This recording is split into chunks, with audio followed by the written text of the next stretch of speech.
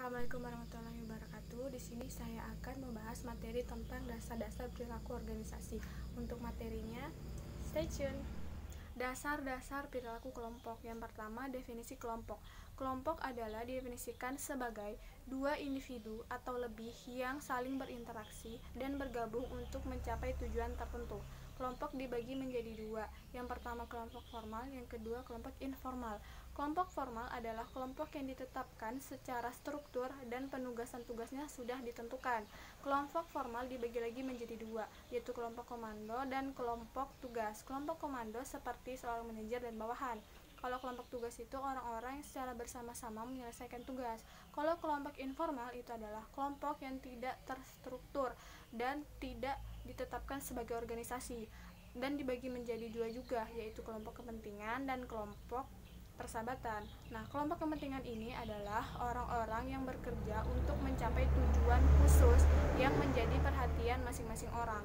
Kalau kelompok persahabatan itu adalah ditetapkan secara bersama-sama karena memiliki dua atau lebih karakteristik yang sama.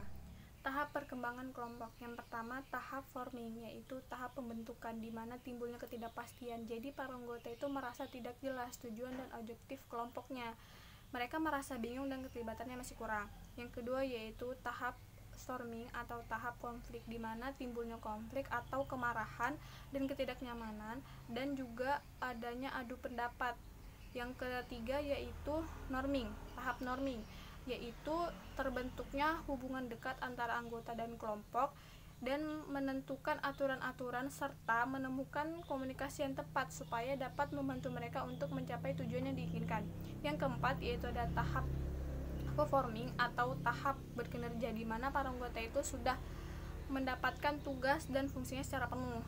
Yang terakhir adalah tahap adjuring atau tahap pembubaran. Tahap ini tuh terdapat pada kelompok yang bersifat sementara, di mana setelah satu proyek sudah diselesaikan dan permasalahannya sudah dituntaskan, maka kelompok tersebut akan dibubarkan.